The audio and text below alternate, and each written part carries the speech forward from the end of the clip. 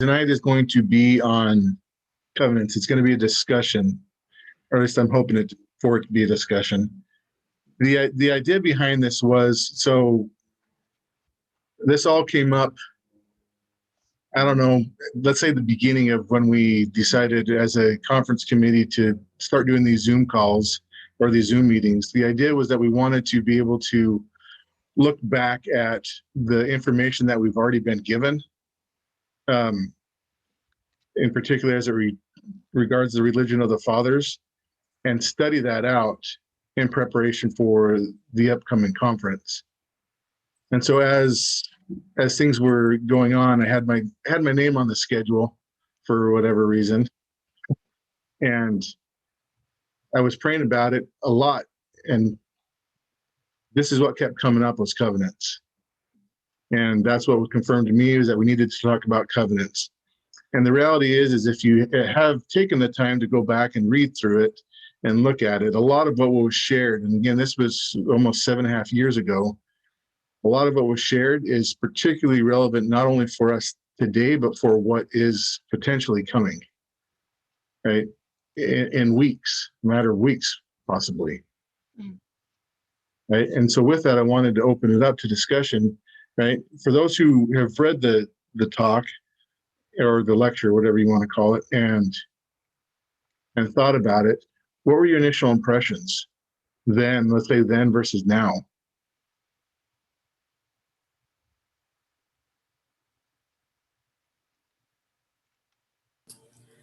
Well, back then I was really confused over the Joseph thing because he kept talking about this Joseph and that Joseph, and it's hard to follow just the first run through, and I had to go back into the scriptures and really understand he's talking about a promise, but it was like Lehi's talking about his son, but he's really also talking about Joseph of Egypt, but then he's also talking about Joseph Smith. And so it's like, okay, well, obviously this is something that has come down from the fathers, and the opportunity is laying square in our laps with the Book of Mormon as a covenant.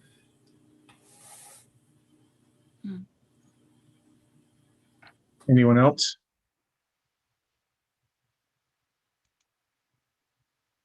You want to start sharing my screen so we can read along.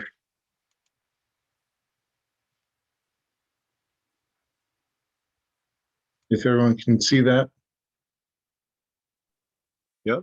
Yeah, we can see it. Your question, is it just general compared to the first time we heard the talk versus recently? What the differences are? Is that what you're asking?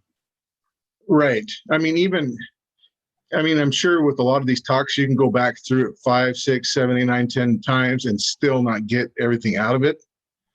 And so I know, for at least for me, that my understanding, or at least what I thought this was talking about, seemed much further away than it does now. Yeah. Oh, I see. So it's becoming more real. So how has it become more real and more personal, is what you're asking, sort of? Well, that can be part of it. I've been through the talk a lot, all the talks, and in relation to the topic of the fathers, Noah's a father, right? And when I first heard the talk, I guess 5 years ago, and none of this made sense to me, as far as the fathers. I had the Mormon, the mainstream definition in my mind, which doesn't even mean anything. Now, in this talk, he talks about the Christ saying it'll be in the last days, it'll be as in the days of Noah. So it does raise the question of, okay, what were the characteristics? What was going on in Noah's day? And one thing that stood out to me was the ark of, he says somewhere in the talk that the ark proved to be sufficient to save humanity. I think is how you put it, like that. And so likewise, there's going to have to be something that happens in this time where there will be an arc in which humanity can be saved. And one of the the things I haven't understood, and I think I got it, I understand it now for the first time, possibly. I'm not going to say I do, but it was sort of a dismal interpretation. And I don't know, it seemed like Denver said this. I haven't read the talk, actually. I just listened to it. I've listened to it. So I get a lot more out of it when I read. I need to go back and read it. But he says that when they come back, the Zion from above comes back with, the fathers, they come back, they will burn those who are not prepared, right? And I've interpreted that with a dismal, very depressing interpretation. And I thought he said it, but I don't think he did. So let me say what my thought was, he's going to come back, and he, in several talks, Denver says that it's not going to be good. There's going to be massive destruction, as in, and even in the dream, the car going up the mountain, they're in the cavern, and then there's a big explosion, and a few moments later they come out and there's destruction, right? That even that parable gives the impression that everyone's burned up, which is not true. And so what I got, so that's kind of where I've been in my belief, my interpretation of what this means when the Zion from above inverts and comes down. I have thought that the destruction, the burning, was referring to the world, and it may be dual, very likely. Like the Nephites, the wicked, the ones who rejected the prophets. Well, hell, that would that would include a lot of people today, most people today. But what the thought that came to me regarding that specific language was that it was referring to whoever might be on the spot when the Zion comes down. Like I'm talking about the remnant who get burned right there in the vicinity. That's the only way it makes sense to me. So I don't know if this is a little bit of a tangent or what, but that was just one thought that came to mind, just kind of spontaneously sharing that. Daryl, what do you think about that, or anybody? Looks like Lynn, did you have a comment or a question? Yeah, I'm on my phone. I don't want to let you see me because I just got out of the bathtub. Sorry. So on this burning thing, I had some thoughts. This may be a tangent. I'm going to have to kind of develop it as I go. But if we look at the power coming out of Hoover Dam, just the sheer electrical power coming out of that, there's several step downs in the transmission of that massive electricity to my toaster. And if I'm a brave little toaster, I've got to be linked up through those steps in order to be able to take that power download from the Hoover Dam and not blow up my toaster. And so I'm looking at it as the link ups to the Father is the link ups to the step down transistor system that adapts that massive energy down to my little unit and my little capacity to bear it.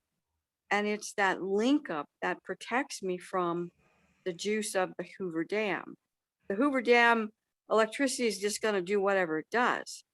But whoever is not linked up to the adaptations downline to step that electricity down to my toaster is just going to get blown. They're going to get burned up. Anyway, that was just a little visual I had of it, is that Hoover Dam is coming, and I better be linked up to all of the adapter systems, because that's the fathers who've been Hoover Dammed already and have borne it. So anyway, it's just On that note, Lynn, I mean, and he's got it highlighted here. Did you have this paragraph up the whole time, Daryl? Yeah. Oh, that's hilarious, because that's this is referencing what I was referring to, isn't it? Yeah. I didn't even read it, but I'm reading it now.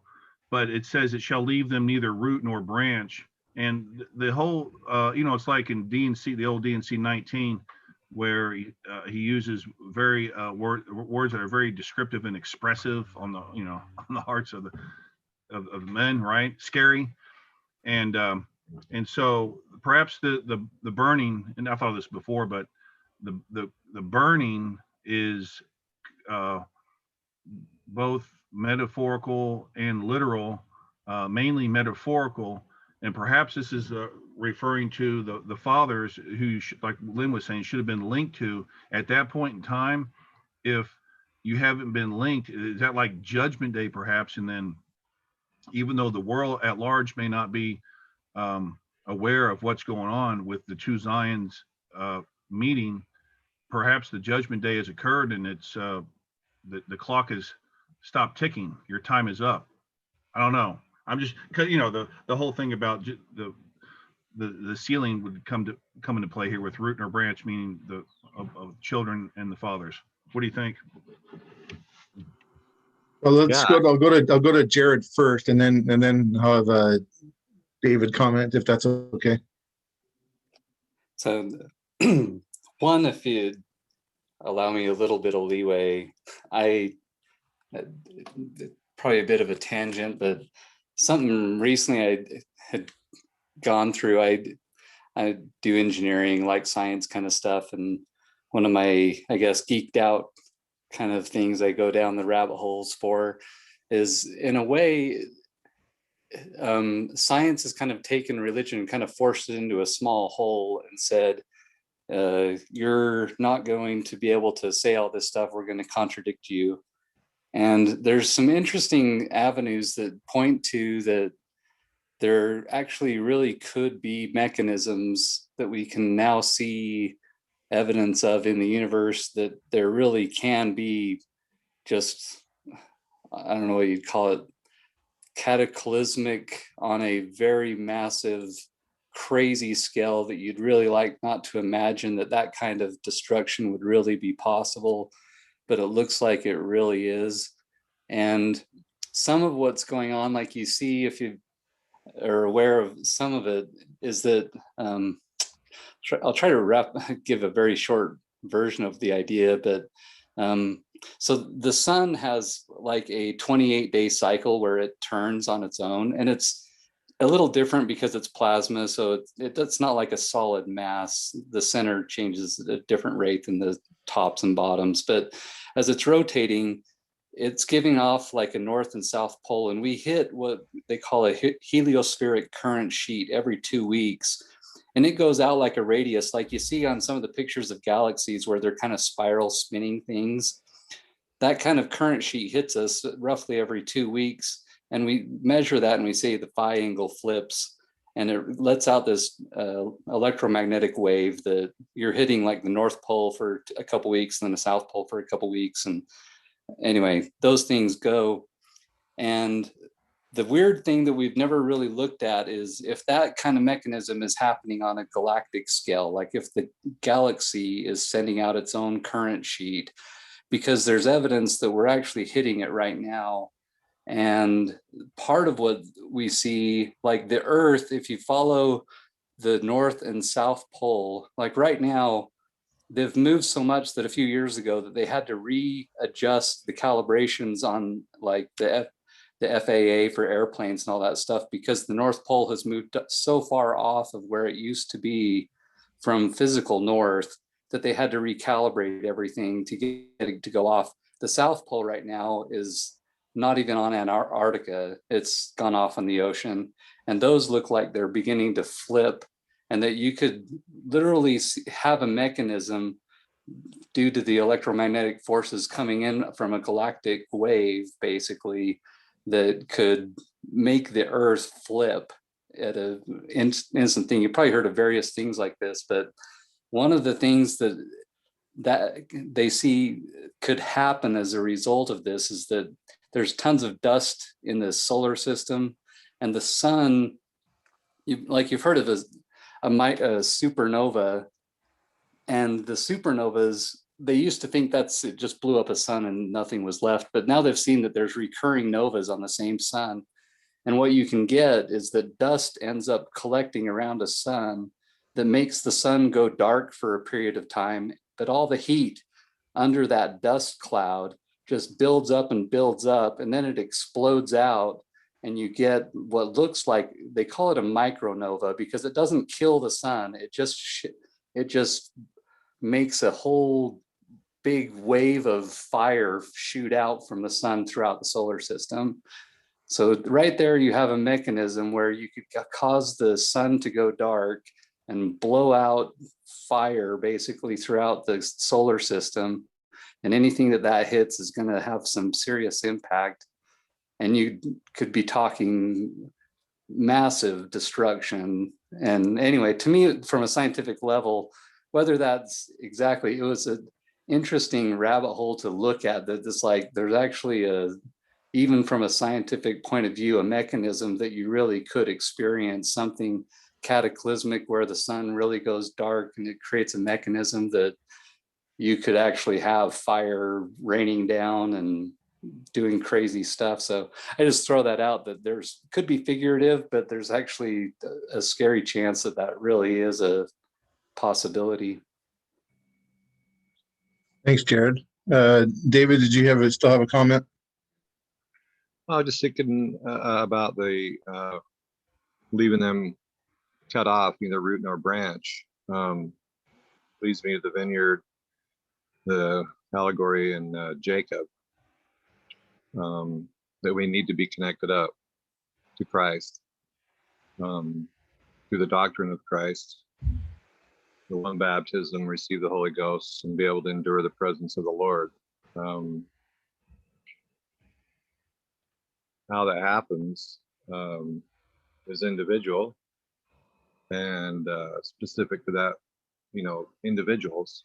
But the individuals, Denver's last podcast reminded me again, come unto Christ, leaving them neither root nor branch, because he is the vine. We're trying to be connected up through the roots. Right. The roots being, that which was before the beginning. And it is genealogical, and it is a connection. So to me, it all goes back once again to James 1:5 and DNC 93:1, which is where this all started for me, and how important that is. And then in the answer for prayer in the covenant, the Lord's desired from the beginning to have a people. Those are some thoughts that came as I reread it and re-listened to it. And I appreciate it. Jeffrey? Yeah, just thinking about some of the comments. Oops, gonna put my hand down. There we go.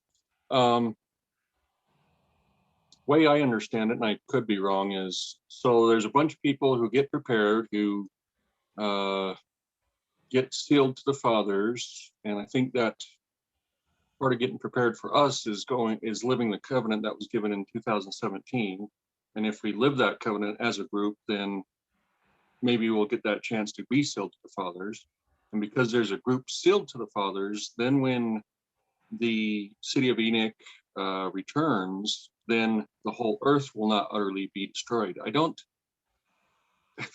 seems like I recall somewhere Denver or someone saying that because people who live terrestrial glory, when they return, will survive. So the group that's sealed to the fathers will make it so that the whole earth isn't utterly destroyed.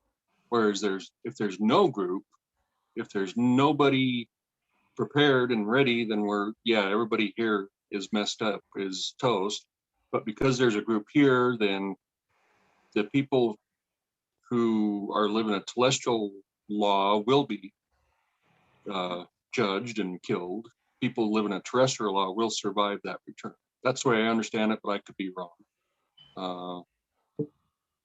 That's my thanks.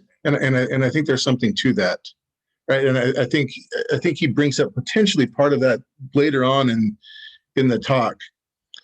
But it's interesting that we bring that up first, right? Because if you look at the talk, I mean, what other point does Denver need to bring that up first, right? He could have taken his time and then eased into that part, but he starts right off his talk talking about, right, the fathers who come, right, those who come will burn them.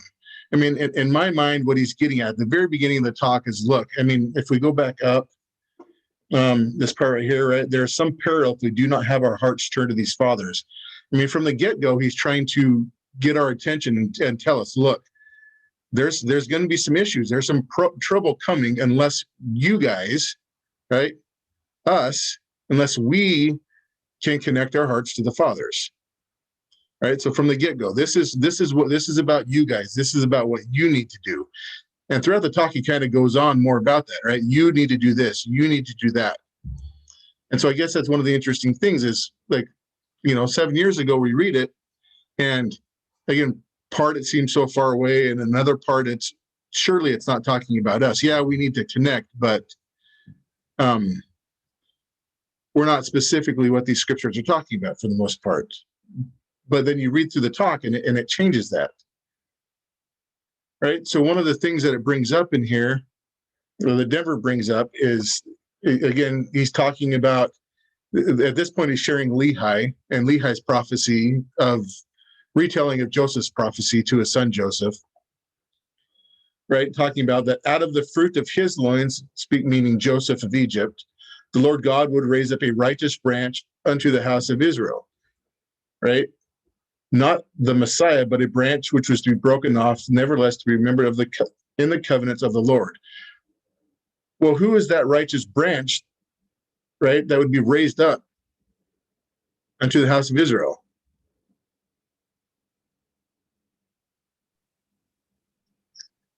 Joseph of Egypt. This is referring to Book of Mormon family. Well, this is Joseph, or this is Lehi talking to his son Joseph about Joseph of Egypt, but he's going over Joseph of Egypt's prophecy, right? Talking about today, talking about in the future, right? That Joseph of Egypt, out of his loins, God would raise up a righteous branch unto the house of Israel. Well, we hope that that's us. I think that was part of what Denver's talk when he mentioned how we're to become the house of Israel. We're numbered among, I think that was the podcast that he gave it on, like the numbered among, I think some title like that. Right. I mean, and that's the hope, right? I mean, it is, whoever it is, it's a righteous branch. Whether we're included in that righteous branch is, again, what Denver's been talking about, is entirely up to us. Right. And Because he explains that, there will be some seed from Joseph of Egypt and, Lehi's Joseph, and, somewhere out in the future, somewhere way down the line, there'll be a seed that will not be utterly destroyed. So I have to think that that's talking about those who can go into Zion, because there will be the only people who will not utterly be destroyed. right. Well, and another point along these lines, he continues on, and talking about that, says that the Messiah should be made manifest unto them in the latter days in the spirit of power, unto the bringing of them out of darkness unto light, yea, out of hidden darkness and out of captivity unto freedom.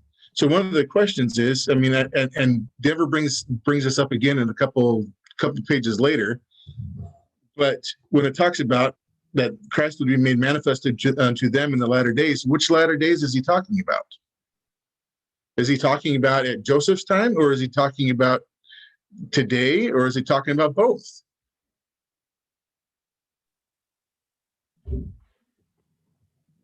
Potentially both. Right. And if it is both, oh, sorry, go ahead, David. No, it's an opportunity. It's an invitation. Right. We're the valve. We're the regulators. it's interesting too. You read these. This is 2 Nephi 3. You read these scriptures through the lens of this Restoration 2.0, and other possibilities emerge. For example, he said it above, or somewhere he says it somewhere, that it's a whole new way of looking at things. It's not a genealogical, as in blood. It's not a bloodline thing. That may come into play. It doesn't seem to be that important to the Lord. At the end of the day, it really is not that important. It might be for some prophecy to be vindicated, but at the end of the day, it's like Abraham. We're going to talk about probably in this talk, that it's about coming to the Lord in a world of an apostasy and covenanting with the Lord, right? And so when you see that he obtained a promise of the Lord, that out of the fruit of his loins, the Lord God would raise up a righteous branch, my mind immediately goes, falsely, I believe, to a genealogical bloodline interpretation, right? Which is dangerous. It's like even Captain Moroni, right? Somewhere he's talking to, like early on, around Alma 45, 46, 47, he talks about, he likens himself and his people, or maybe it's the dissenters, the Lamanites, to the branch which is broken off and destroyed. You know the one I'm talking about? So he's doing it as well, but with the new definition that Denver, this is one of the keys of the knowledge, with the definition that it's who the Lord covenants with. This could be anybody. He could covenant with anybody, right? So this is us. I mean, if we are successful in doing the covenant, that's a big takeaway in my view. Adoption, yeah. I mean, right? Aren't we laboring under the false tradition that is genealogical, as in bloodline? That is a huge Mormon teaching that is flat out deceptive. Well, I think it goes back to what you said before, right? With the confusion of who the fathers are. Right. Right. Because in that terms, yes, and then it's genealogical, because you're supposed to link yourself up to your ancestors, as opposed to the fathers who have already made that covenant. Denver commented on a while ago, I can't remember because I listened to so many podcasts, I lose track of which one he said it in, but he talked about how he had a close friend that was so close he talked to him before even his wife about some illness. And I'm thinking part of us coming into the fathers is connecting with those fathers of both the covenant, Abraham and God of Isaac and God of Jacob, but also of Israel. We're connecting with each other. I mean, I see, because we're all part of the covenant right now, and I don't know about you, but there's a part of the spirit that starts to happen amongst us, is that we start becoming connected as family, and so like Joe was saying, is like, it's not just about bloodlines, I mean, because one of the things I'm grateful, I have a brother here that's both a brother and a blood brother, my Jeffrey, but and that's been a blessing for both of us. And but I also have brothers here that I'm very close with, that I just, from the minute I've met them, I knew they were brothers and sisters too. A couple of you sisters. So there's this feeling that I get of just being this familiar knowledge, of connection. And so anyway, I know the covenants, as we draw closer to the Lord, there is a covenant made, and we're part of a covenant, but eventually we also receive personal covenants and promises as such. And anyway, sorry, I didn't mean to go on, but I look at the how it feels side. How does it feel to come into the family of God? How does it feel to slowly feel like you're being notice that you're being gathered, notice that your heart's changing. That's how I look at it, is there's things within us happening that is changing our very nature and returning us to the God that we came from. So, Right. So another question before I move on from this section right here is, again, if this can be related to our day, it talks about Christ being made manifest unto them in the spirit of power, right? And in that spirit of power, bringing them out of darkness unto light, yea, out of hidden darkness. So I guess that's one of my questions is, what is meant by hidden darkness? Right? Would that be darkness that we don't know about? Darkness that we don't believe we're in? Yeah, I mean, it's like none of us usually think we're the good guys, and when we realize, wait, we were, wow, when we come out of the hidden darkness, the wickedness. I like the definition of wickedness. It's not. David Christensen talked about this once, about how we always look at wickedness as just flat evil. No, wickedness is good dressed up, is evil dressed up in good, and that's the hardest things to discern and to awaken from. So the hidden darkness, yeah, inside. Right. So hidden darkness inside, hidden darkness through traditions, hidden darkness through a lot of different things, right? Yeah, that's a good point. Hey, another point that I think is very relevant here goes back to Denver's talk on the temple. It wasn't a talk, it was a blog post maybe from maybe 3 years ago, right? And one of the key points he makes there is, as it pertains to this discussion, is, I mean, that's like one of the greatest revelation I've ever read. That blog post on the temple, the purpose of a temple. Know the one I'm talking about?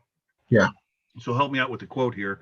But he says, for those he's talking about the ascent, who are not able to make the ascent directly to see the Father introduced by the Son, he says, there's the value of the temple. And so I'm thinking, and he talks about that in a little bit of detail, right? Where that's one of the purposes of the temple, is to make that ascent possible. And that's where I think of the sealing power of a righteous father, right? A legal administrator who can actually do a sealing, which Joseph appears to me to have been doing back in the day when he was posthumously accused of the polygamy thing. What he was really doing was what Denver may be performing in the temple for those who have not been able to make that ascent, but yet have made the covenant, find themselves in the temple, perhaps can get that connection through Denver to Abraham. What are your thoughts on that? Well, I'll go to Jared, had a comment first, and then we'll. Okay. So I was just going to comment on the hidden darkness part, because something that comes to my mind is in the Sermon on the Mount, Jesus talks about how if the light that is in you be darkness, how great is that darkness? And to me, what that can be pointing to is that if you have something in you that you believe to be true, so that you don't question it, so that you say, I know this, and so that it's beyond your realm of question, that you're not going to explore any further because you really think that that's true. If you hold that up as light, but it's actually not true, that it's really darkness, that's a great form of darkness, because we're holding on to something that we really, really, really think is true, and so we don't question it. And we've all experienced, I think, at least some degree of what that's about. That's a great point. So then let me ask with that, right? What does it mean that the Messiah shall be made manifest unto them in the latter days in the spirit of power? I smacked the hateful bounty chest. right? What does it mean by spirit of power? I just realized that, yeah.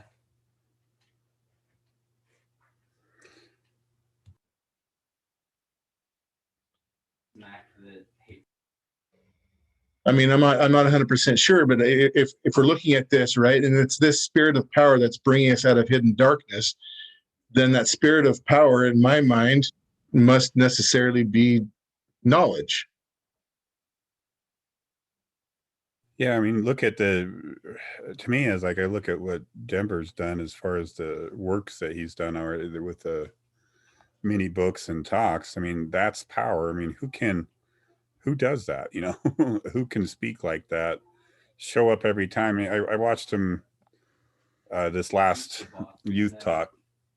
He shows up and there was some bunch of fun stuff happening extracurricularly, and he's able to immediately click into the spirit and I'm like trying to adjust myself because I've had to deal with some stuff, and he's like and he, you know, said a few things. We talked to him about it, and then instantly he's able to jump in and just go with the spirit and share this message. And I'm like, I mean, I'm trying to get myself together still, and he has such a, you know, able to do so in power. So I mean, I look at what's happening amongst us. There is some power being manifest, and I think it's going to be more and more so. I don't think we've seen the full manifestation of that spirit of power yet. I mean, there's still one friend of mine that passed away years ago. That was John Jarvis. His 90-year-old guy that was really a forerunner to all this stuff. Anyway, he shared that eventually there's going to be a day of Pentecost among us when certain events happen and the Spirit kind of baptizes us fully, you know, more as a people, you know. And so I kind of look for that, and I'm trying to remember, that's in 3rd Nephi, but that idea though that there's a day and a greater awakening coming is still ahead, I believe, even though part of it's been fulfilled. Well, right. I mean that makes sense, because if we were fully out of darkness, right, I think things would be a lot different right now. Even though we're further ahead than we were. I mean, me personally, right, I think there's still unbeliefs that, right, need to be let go of or need to be getting rid of. And we still lack a lot of knowledge. I've noticed is like Jared was talking about too. It's hard to awaken and to see what you thought you were so right about be so wrong. But more and more, I give God and ask Him to, like, you know, awaken my soul. You know, awaken me, awake my soul. You know. Because there's moments sometimes you realize I'm not getting something, and that's when I ask Him to help awaken me. You know, because I feel like we can start sensing when we're bumping up against some hidden darkness within ourselves. Right. So let me move on. Because along that topics again, I think this is on page 4 towards the bottom. Denver continues talking about, I mean, again, this is Joseph of Egypt. This is still his prophecy, talking about the righteous branch, right? It says, wherefore the fruit of thy loins, that is Joseph loins, shall write, and the fruit of the loins of Judah shall write, and that which shall be written by the fruit of thy loins, and also that which shall be written by the fruit of the loins of Judah shall grow together unto the confounding of false doctrines, and laying down of contentions, and establishing peace among the fruit of thy loins, which is interesting. I mean, again, this was in 2013, which Denver calls that a yet future event, right? But given what we know now, right? So in between then and now, we've had the Scriptures Project, right? We've had a lot of these other things. I just find it interesting that in my mind, it almost looks like that's what he's talking about. Right, that these scriptures, right, this record that we now have is meant to establish peace among us, or a piece among the righteous branch. That makes sense. Yeah, I love that.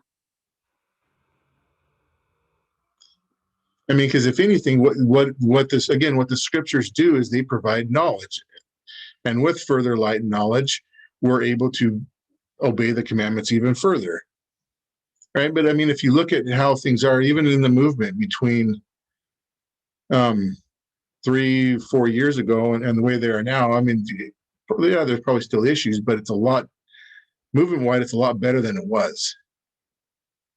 I think people's hearts are at least starting to grow closer. I mean, maybe that's just my opinion.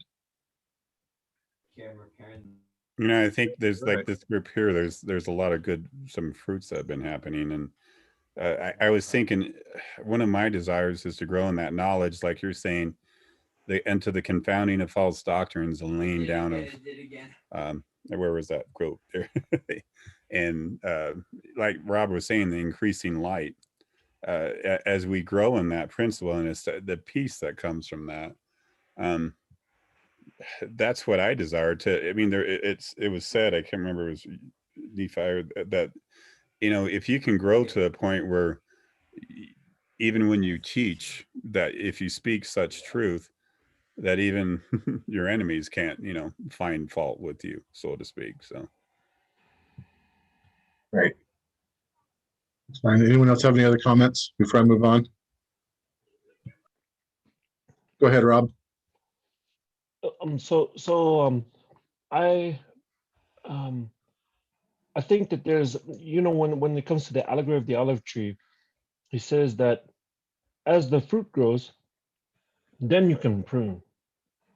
And oftentimes, when you first wake up to the awful situation by which you're bound, you tend to want to prune everything right away, and that's dangerous. And I think that what we have done in the past is not just try to prune ourselves, but trying to prune other people, and that causes a lot of problems. But like you said, I see that there's been some compartmentalization of that kind of pruning, and rather than going and say for me going and pruning Brian, I've been able to have a conversation with Brian, and he was and he can persuade me, I can persuade him, and there's no threat. And I think that that's what you're talking about, Daryl, growing amongst us. One of the things that I really wanted to comment on the last one when you talk about the power, but my mouth was full of a breakfast burrito that my daughter had made me, and I didn't want to spit all over my screen, and so I had to hurry up and finish chewing so that I can make a comment and not spit all over the place. So please forgive me if I go back a little bit about power. With priesthood, we know that priesthood is simply an association. And there's a priesthood among men and there's a priesthood among women. The associations that men have and the associations that women have. But there's a priesthood of the angels, which is an Aaronic method. And then there's a priesthood of the fathers, which is a Melchizedek method, or a patriarchal priesthood. The idea of the association is pretty much like what we want to be around and what they want to be around in like manner, and that is where power comes from. That's why DNC 121 says no power or influence can or should be used except for in this manner, and then he describes which manner.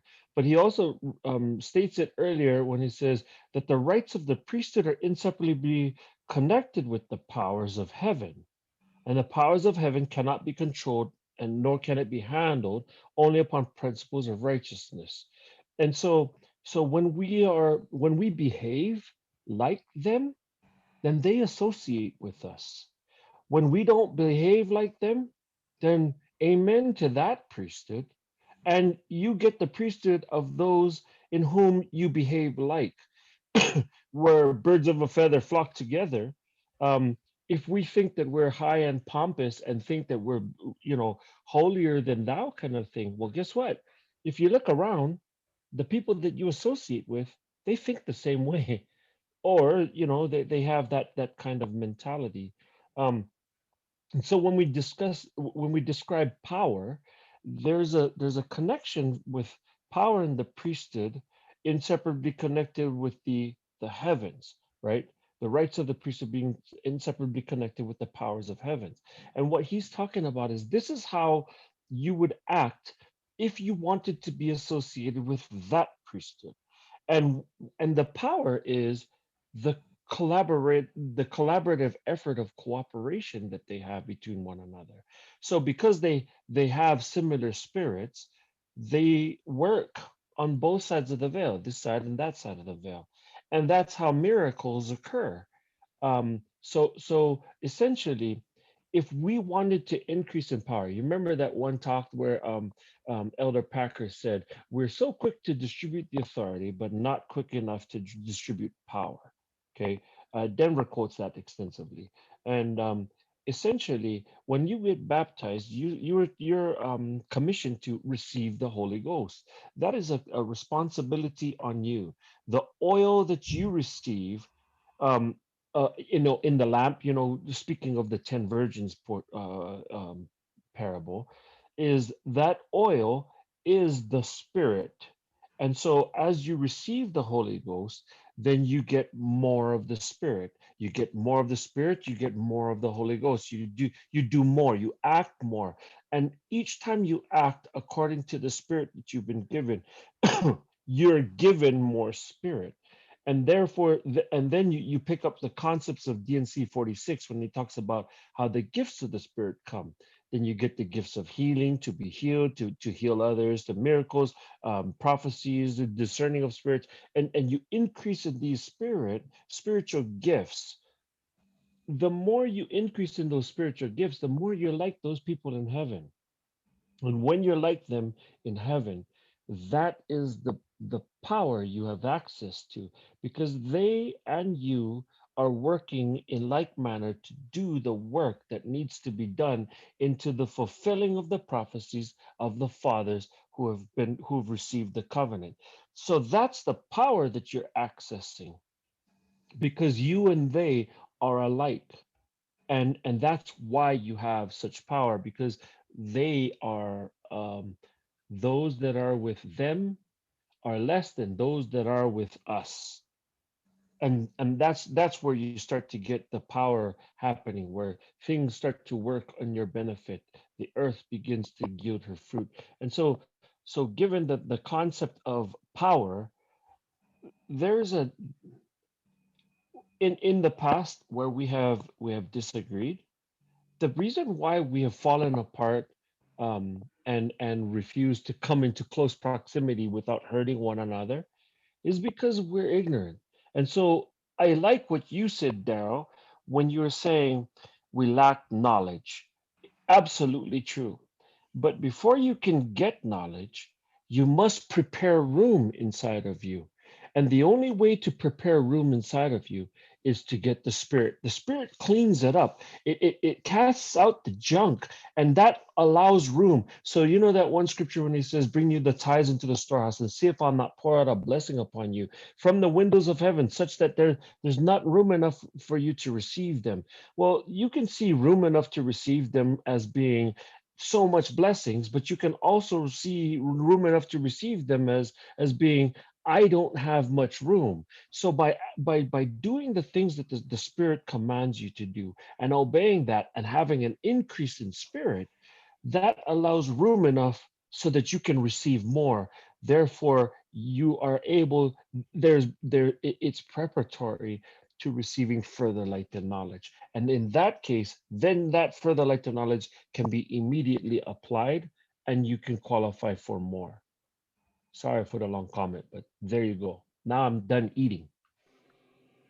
No, that was good. Thank you, Rob. I mean, if you look to a lot of what you said ties into what the Lord said in his, I mean, the covenant that was offered, right? I don't have it up, but if someone wants to look it up, it specifically talks in there, right?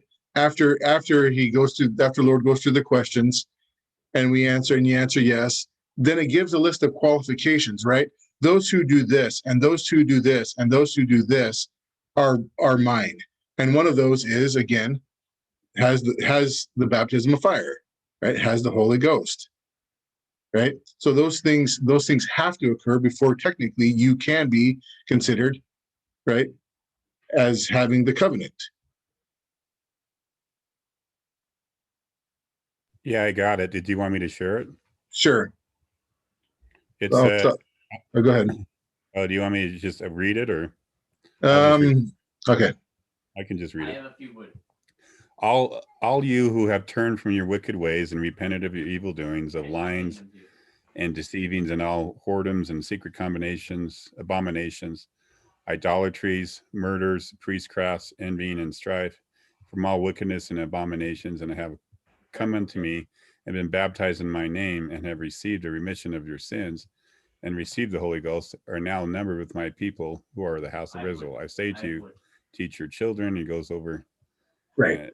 seek to recover the lost sheep. And then he gives some what I call the promises and such. So go ahead.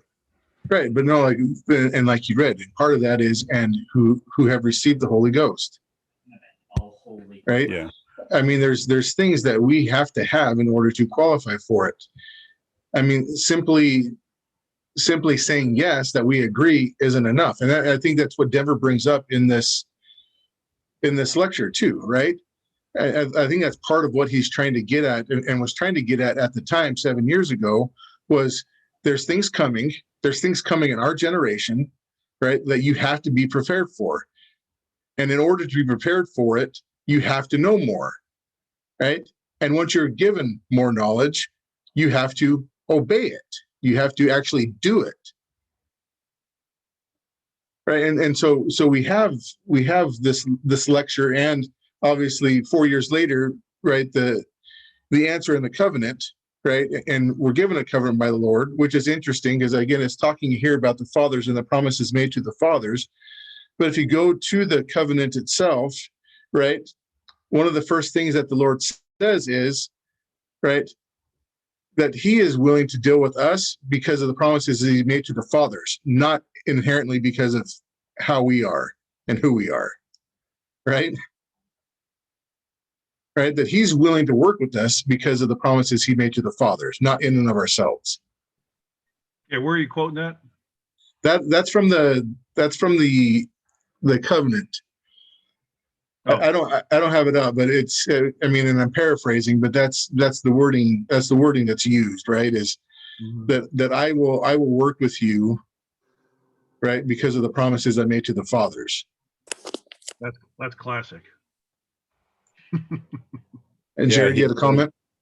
Yeah, just it strikes me that very phrase that you're referring to, because with all of the reproof that's given in that answer, it's pretty clear that we haven't demonstrated anything that merits recognition on our own, like based on what we have done. And it's really just the Lord's mercy extended to us because of the fathers, that he's willing to work with us.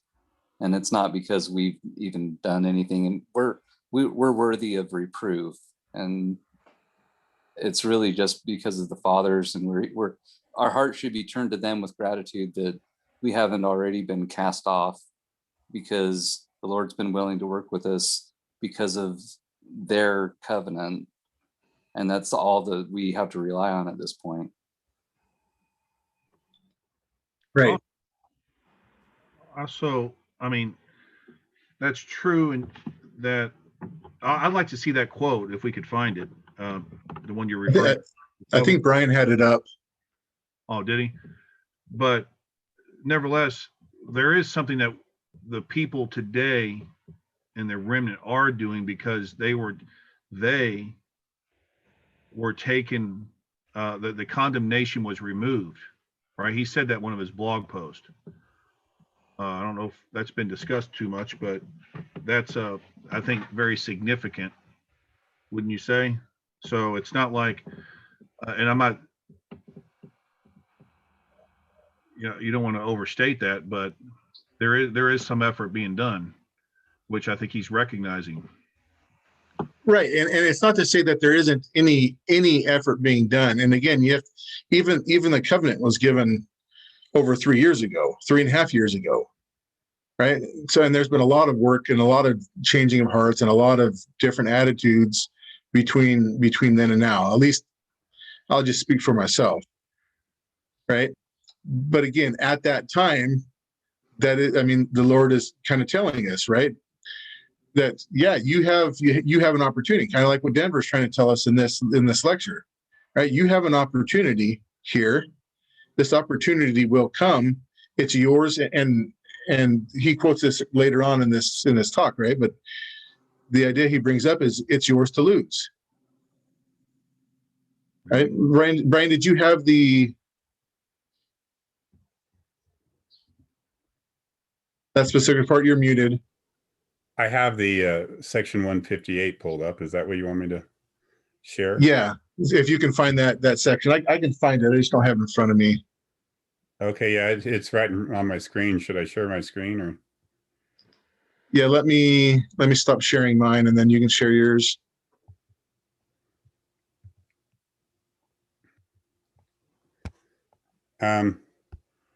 So yeah, you have the 4 questions, which I always, we read during our fellowship, because I think it's good to remind ourselves of what we're being asked to do. And then it goes immediately. This is where, and this is what you taught, receive the Holy Ghost and now numbered with my people, I say to you, you say, teach your children and I, the Lord, will seek to recover. Again, it's like the language is still what I call kind of like the sacrament, are willing. He's talking about the heart. He's trying to get our hearts in the right place. And because as Jared was saying, it was like we don't necessarily warrant by our actions. We warrant simply by a broken heart and contrite spirit. We bring that to him. That's how we qualify. And I, the Lord God, will be with you and will never forsake you. I will lead you in the path. I will lead you in the path which will bring peace to you in the troubling season now fast approaching.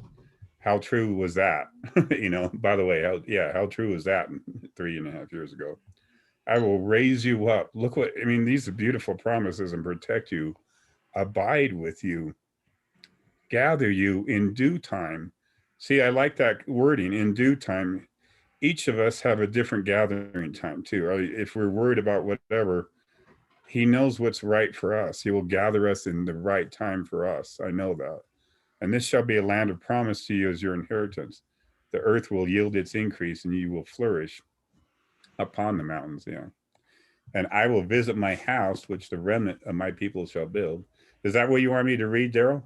So it was a little bit before that. So it was near the top. I don't have it. Well, it may not be part of it may not be that section. It was in the actual, in the talk that Denver gave in that answer. Right. So yeah, it's part of there. It starts off, it says, what's it? Do you remember the words? It says, for the sake of the promises to the fathers, will I labor with you as a people, and not because of you, for you have not yet become what you must be to live together in peace. Right there. Yeah. Yeah, you can go ahead and talk. I'm just right. No, so that was just the part that I was referencing, right?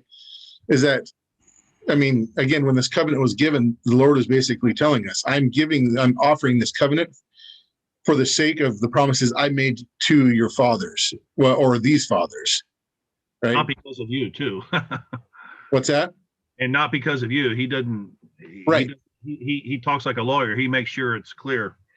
Well, and he says, not because of you, for you have not yet become, right? He doesn't say that you can't. He doesn't say that you won't. He's just saying at that time, we haven't. right? Now whether we're at that point today or not as a people, right? That's Yeah, debatable. that was right in the middle of the guidance standard and everything. That was, when and there's a bunch of other stuff happening and it still seems to be going on, but there is a lot of stuff happening and yeah, so oh, go ahead. no, it's just it's out of the love that for the promises made to the fathers, because that's what I felt many times, is like I'm laboring with you because of another promise. And he takes his, even if the fathers are like this land, he remembers them, even though they have been forgotten and even we don't even know them. But if he's made a promise to people, he will keep it. There in that paragraph, go ahead. I really like the word equally. Each of you must equally walk truly in my path, not only to profess, but to do as you profess. Because when Deborah talked about being equal, no one above another, no one under another, this starts linking into the first, second, and third degrees of what they talk about in Nephi 4, where they come to the heavenly gift. And the determination of us to equally walk that path together. His talk, I can't keep the covenant, you can't keep the covenant, only we can keep the covenant or can live the covenant. And I think from that time on, we've come to a step there. We can perhaps say that we've at least reached level 1, in the 3 steps, or that we're able to, like Rob said, come together without damaging each other and understand better his doctrine, and the comments about priesthood being inextricably linked with the powers of heaven, because we behave like them. Those are just some thoughts. No, I mean, and that ties in with what you just shared and what Brian shared and we were talking about. So in that answer right there that we were just reading, I mean, that's what Denver's pointing to, right? So when he's talking about covenants in this section right here, it says, therefore, what is important for you to understand and learn is what the relevant law requires of you. Again, speaking of the section 130 of the LDS Doctrine Covenants, right? There's a law irrevocably decreed in the heavens. So what he's saying is it's on us, right? Is once that we have, right, a covenant offered, right? The way in which you accept it is by learning the principles or the law upon which the blessing you seek is predicated. Then having learned what that law ordains, you follow through by obeying it. And that those pieces are exactly what the principles are, right? Those are the principles of the covenant. Right? So you have those pieces that we agree to, you have those pieces that he's reprimanding us for, that he's telling us to do. And then you have that part afterwards, right, where he talks about those who have the Spirit, those who, right, do these things are of my covenant and are my people, and I will protect them. One of the key words that popped out here as Brian shared his and you're reading through this is the word peace. I feel like we are being tutored by God on how to live peaceably. We're getting sort of like you pay money to go to a seminar to learn about something. We're getting tutored on how to live peaceably one with another. From the definition, there was that one sentence revelation on what was it, mutual agreement, right? That was a big sticking point, right? A few years ago, there's a lot of arguing, a lot of bickering, jarring, contention, and that came out. That was a big deal, I thought. But I was reminded of Emer, who the son of the brother of Jared, in the Ether 8 old LDS version, the son of Omer. So Emer, right? He saw the son of righteousness, but he lived in peace. He saw peace in his day. That word peace comes up. And it seems like the foundation is clearly being laid by Christ to help us understand how to live peaceably, because Denver makes this point in a few places. He says the whole world will eventually be at war. If you don't lift up the gun, the sword against another person, then it's going to be hard to survive. But he says what's going to be the defining, or what separates the people of Zion, it'll be that they're living together in peace. That really is a striking comment to me. And so it seems like there's been a change in our culture in the remnant the last few years, where this idea of peace is, we're being learned, we're being tutored, and you can see in the world with all the mass, the force, the coercion, the lockdowns, all that stuff, people getting irritated, and you can see how it's just the opposite is happening in the world, right? And on the other hand, in this small group, this is a big focus, the peace aspect of it. Thanks, Joe. Rob, do you have a comment? I was just gonna say, peace and forgiveness, those are really difficult things. Charity, man, those are really tough concepts, and I think that there requires further light and knowledge in order for us to do that. And so it's not. I mean, easier said than done. Yeah, let's have peace. Oh, good idea. Let's go and do that. But how? I mean, because we try our methods of peace, and it's our logic, but our logic is insufficient because we're all trying, and our logics don't align, and for that reason, I really like this concept of faith. Thanks, Rob. Lisa, do you have a comment?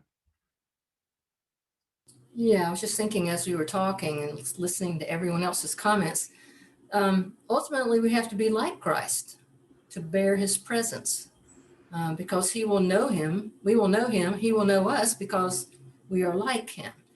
And I think the way that we become like him is, I think it's been discussed, but we have to obey his commandments, because what he wants us to do is become like him. So he gives us things to do that help us to learn how to get rid of the things about us that are not in alignment with him.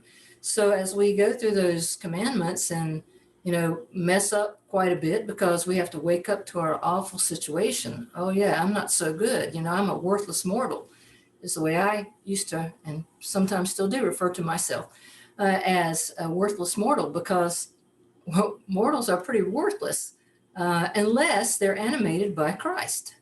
And the only thing that's worth anything about us is the part of us that's connected to him, that's like him. So what we have to do is we have to repent continually to try to clean out the vessel and fill it and allow him to fill it with his spirit. Therefore, we can change the way we react to people. We can repent more speedily when we find ourselves thinking about something instead of actually going through and doing it. If we can catch it in our thoughts and repent of it before we actually act on it, that's even better. So it's continuing to fill that lamp with oil until it's so filled up that it's animated by his every thought and every desire. And that's what we have to be, holy, in order to abide the day. So we have to continually repent of the things that we're not doing correctly, because the repentance part is the part that we can't do of ourselves, because there's some things that we just can't overcome, and we only overcome it because of his mercy. And therefore we pray for his mercy and his atonement to cover our error that we can't cover for ourselves. Therefore we become perfected in Christ.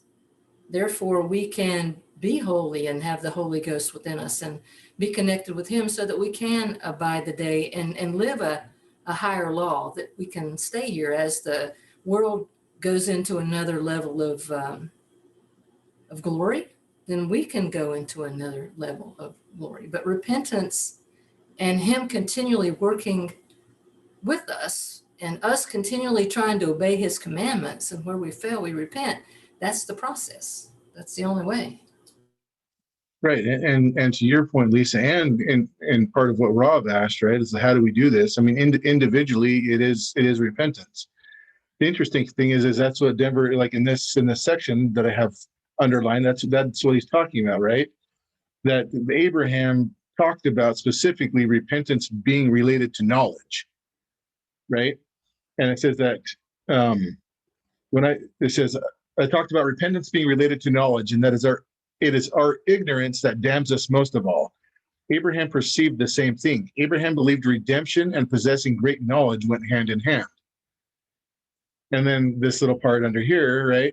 Perhaps they were better studied and more thoughtful than are we, right? We want to repent. We need to shed our ignorance, right? We shed our ignorance, we change our behavior. So it's a process, both individually and as a people, right? But yes, repentance. And again, part of that, again, and this is all tying back to what Denver is talking about. These are the things that we are supposed to do, right? He's saying that when you get a covenant, right, you only have the covenant. The covenant only becomes yours once you actually obey, right, the laws upon which it's predicated. Meaning these are the things, this is what you're supposed to be doing in order to have that covenant be ratified. Jared, you had a comment? Yeah, just some of that, the kind of knowledge that can help us repent really comes down to, at least the thought I've been having more recently, is that we still hold on to these ideas about the kind of being that Christ is. And I think Denver's certainly helped us get a better picture than what we may have had years ago. But we still have these concepts about what we think, how we think he is and what he's like. And some of them are just wrong. And until we come to a better understanding of the kind of being that Christ really is, it doesn't give us as much motivation until we see it correctly to really become more like him. And so we need to seek that kind of knowledge to understand what his character really is like, instead of just imposing what we imagine him to be like. Right. And that was, from what you're talking about, that was a big reason why the removal of the lectures on faith was a big hindrance, right? Because it removed that knowledge. But so what Denver is taking us through this process, right? He's saying, okay, we've got some stuff coming up that you guys need to prepare for. And this is what's coming up, right? This is what was prophesied. And here's how you prepare for it, right? You repent. And you repent by gaining more light knowledge. And you gain more light knowledge by studying what's already been given, right? And when you study what's already been given, then more can be given, right? You receive more light and knowledge and a greater ability to repent and a greater ability to grow. But these are all things that, again, even though these were given prior to the covenant, these are all things that still, right, matter now, that are still important now, that are still relevant and valid now, that we still need to be working on. I mean, again, speaking of me personally, right, I know the fathers were well more studied than I am. I mean, how much time do I actually take to study what's been given? And not just, again, and I don't know if I'll have time to go into it, but when talk about what's been given, a lot of what Denver talks about is Joseph Smith, right? I mean, how familiar we are with what Joseph Smith revealed and talked about and taught. And I mean, Denver's been really helpful in bringing a lot of that up, but have we done our part?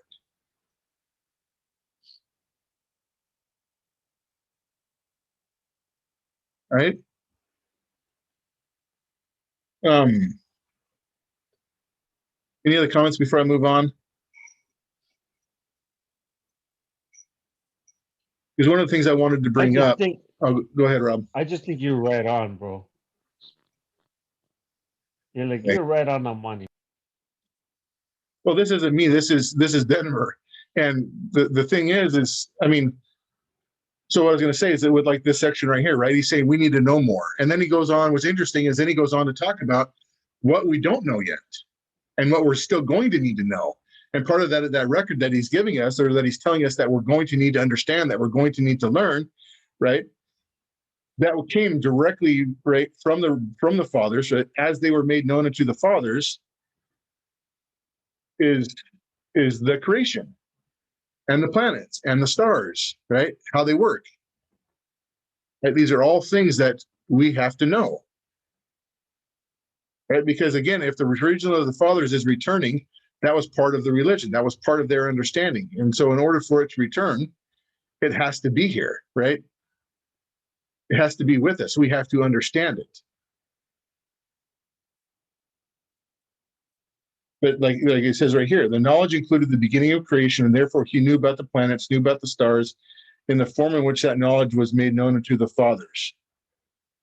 Right? And then the interesting part is if we go again, you read Doctrine and Covenants 121, this is in the LDS version, right? I'll read this section right here, right? But a time to come in the which nothing shall be withheld, whether there be one God or many gods, they shall be manifest. All thrones and dominions, principalities and powers shall be revealed and set forth upon all who have endured valiantly for the gospel of Jesus Christ. Right? And again, all this, again, the Denver's talking about, and that the Lord revealed, says, shall be revealed in the day of the dispensation of the fullness of times. Right? This is part of what we are expected to have given us if we were interested enough to receive it. Right? So how do we become interested enough? How do we display interest?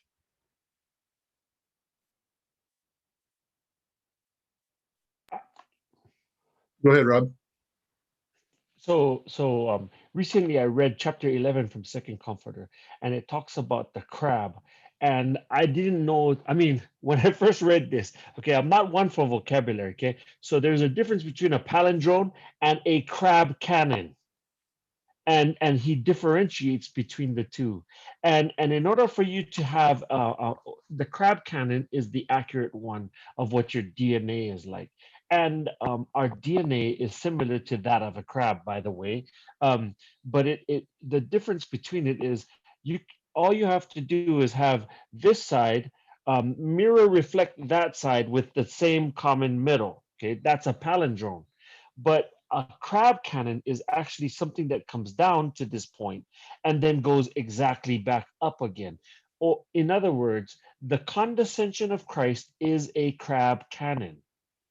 Okay, that's the objective of the menorah. Okay, the menorah. Well, he says in that section in chapter 11, we need to be like crabs, and crabs, they go backward in order to go forward. And I was like, holy cow. For some reason, it just banged me in the head. We need to go backward in order for us to go forward. In other words, what you're pointing at right now, it goes exactly in line with that. You got to go back and look at the fathers from the creation down into the point of Christ. What happened there? And then when you see that downward spiral to that place where Christ atoned, then you have to flip that around and find your way back up. So a while back, he gave a talk about the spirit of Messiah, spirit of Elijah, then spirit of Elias, and then comes to Christ. And then you go to spirit of Elias, spirit of Elijah, spirit of Messiah. Elijah is obviously the temple, okay? Elias is obviously baptism and the church, but Messiah is obviously the second coming of Christ. So if we see this process like this, then as a crab, which you are, okay? And I'm not saying your attitude, because you're not crabby. As a crab, you must look backward in order to go forward. And when I was reading that, I was like, holy cow, there is actually a constellation associated with the crab. And that blew my mind. So this goes in connection to what you're talking about. I bet you it's something to do with the things that our fathers once knew before us, which needs to be restored if we have eyes to see and ears to hear, and have room inside of our hearts so that new information can come and find place. Right. And what you're talking about is he describes exactly that in this talk, right? I mean, he brings up those specific points and specifically brings up the idea of the chiasmus, right? In that, the interesting thing is, one of the points that he makes is that a New Testament church was ultimately part of that chiasmus, right? As we're returning back to the original religion, right? Yeah, going backwards to go forward, as Right. like the Hiram, like Denver, Joseph, Hiram, and on backward through the fathers. Exactly. And so part of this knowledge, the interesting thing is, again, it's talking about, in this, Denver is, again, foreshadowing, talking about a group of covenant people, a future group of covenant people, right? And then he begins to talk about some of the things that they will have to know, or that will be returned to them or given to them, right, at some point in time. And this is one of the things he brings up, right? And that's that the section Doctrine and Covenants is talking about. He says, we are told likewise in Doctrine and Covenants section 121 that this is part of what is supposed to be included within and is ultimately scheduled for revelation, right? To those who will receive the restoration of the gospel when it is fully upon the earth in the dispensation of fullness of times. This knowledge can only return to us through revelation. When it does return, then we, like Abraham, will at last be in possession of the gospel Abraham knew, studied, and taught. Right? So as a covenant people, or those who are abiding by the covenant, this is something that you should expect. Right? Is what it's saying. You should expect the knowledge that Abraham had, right? Again, in what Doctrine and Covenants is talking about, whether there be one God or many, right? Whether there be the revolution of the planets, all their times of revolutions, all the appointed dates, months and years, and all the days of their days, months and years, and all their glories, laws, and set times, right? All these things are set to be revealed again, but can only be revealed through revelation, right? Which again, and understanding the talk that's going to be given here in a few weeks, right? I think there is a potential that information could be given through revelation, right? And not just revelation through what Denver is speaking, but revelation for those who are prepared and ready to receive it. Right? Because we can sit there and we can listen to Denver's talk and we can be entertained, but if we're not prepared to receive what he has, we're not going to get it. Right? So these are all things that, again, Denver is saying that should be or are expected to be returned. You know, I went through this pattern. Sometimes it's like we want to go closer to God. It's like he's going to have to strip us down and take us backwards, you know, and giving him permission to do that. Sometimes you're going to see stuff that's rough, but he's bringing you upward, you know. It's the descent and then a ascent. Right. Anyone else have any other comments? Just a small one. I think, it reminds me of tearing down the house you're living in, or the house that we are, tearing down the old house. And then as he brings us along and we progress the way he wants us to, he will build us, he'll build us a new house. In other words, we'll be a new house built in his image. So basically he has to tear us down to do that. That's why we have to go through such horrible things sometimes, because it takes us down. And then he just, after that, he builds us back up and into a new creature.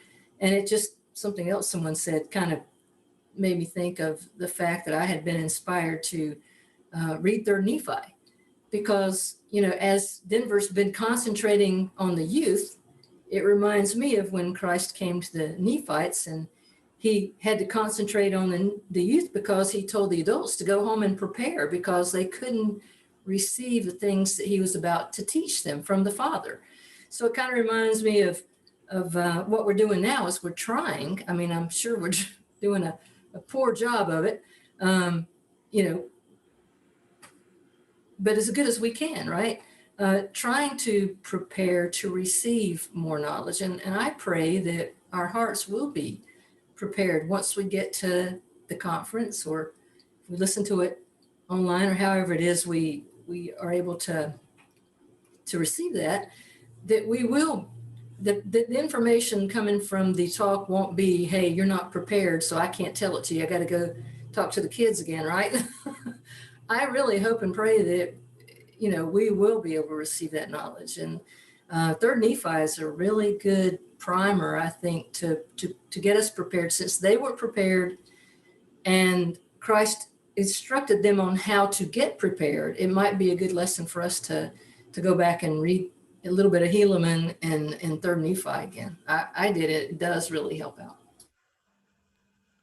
Great. Yeah, he's speaking tomorrow to the youth again, i.e., hint, hint, us will eventually come out pretty soon. Because, and it's interesting. It's like the children and the youth are much more open and easily taught than us. We're hard-headed, jacked up, as Rob said. Right. Go ahead, Rob. I was gonna say, when you're when you're born, you come through the veil. So as a child, you forget everything. Okay, you don't know what was before. You can't remember that. But when you're baptized, no, I'm sorry, man, you don't forget anything. You remember all of the crap that you did. You remember all the junk that you used to believe. And the older you are when you get baptized or when you get converted, it's like the harder it's more difficult to recreate this new creature in Christ. So essentially when you get, so baptism is kind of a going back. So like the crab, you got to go back in order to go forward. When you go back to the baptism or back to birth, you have to go and fix all of the crap that you did that created all of this mess. I think about Alma the Younger, the sons of Mosiah. When they got converted, they probably went and got baptized again and had to start afresh to fix all of the mistakes that they did before the sons of Mosiah went on their missions to the Lamanite people. Well, just like, man, Lisa, that was hella good observation. The fact that you said that they went to the kids because the adults aren't listening. The adults, they think that they know every damn thing. And if you look at chapter 11, that very same chapter I was quoting about the crab, the name of that chapter is "Be ye therefore as a little child." And this is interesting because this conference coming up in the wilderness, by the way, is titled "The Religion of the Fathers." Well, should the hearts of the children be turned to the fathers prior to the hearts of the fathers be turned to the children, so that we can receive the things that he has to say in order for us to gain more information? I think that we have this concept that we know what the hell we're doing, and in all reality, we should know how ignorant we are. I, I, I don't know. I think we do know how ignorant we are. I think that we don't know better, and we're trying to do the best thing that we know how to do. But it's like, where is more light coming from besides Denver? There should be us. And that's why I'm really grateful for Daryl and Brian, you guys putting this thing on, and Lisa putting this thing on every Friday night. Because I'm sorry, man, I'm gaining so much from the exchanges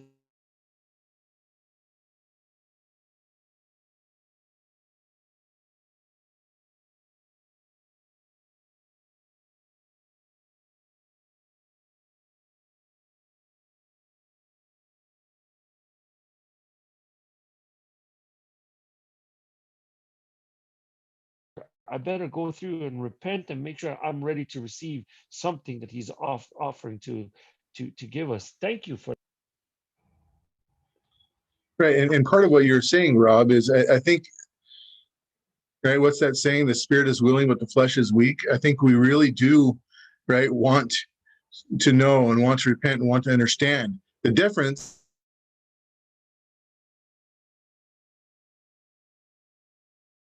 Right. It says Abraham succeeded. So in all the crap that was going on surrounding Abraham, he succeeded, right? Because he sought out righteousness by his diligence, not merely to satisfy his curiosity, but to then be obedient to what he found. Right? It wasn't just gaining knowledge for the sake of gaining knowledge. It was gaining knowledge so that he could then become better. Well, and becoming better. Yeah, it's interesting. It changes how you feel and everything, because more and more of the world, the typical appetites are kind of satiated, and as you grow closer in knowledge, I mean, I have this love, I have this desire, this constant yearning for these greater things, and it's just it's kind of this self-perpetuating cycle of the more you seek and are diligent, the more you want to, and because other things just do not satisfy like they used to. It's just because to me it's like part of the veil starts to lift, and you start to see you see things more as they are, and you just can't go backwards. Once you see certain things, it's like it's really hard to go backwards without going all the way back in the wrong. Right. Thanks, Brian. Was there another comment before we move on?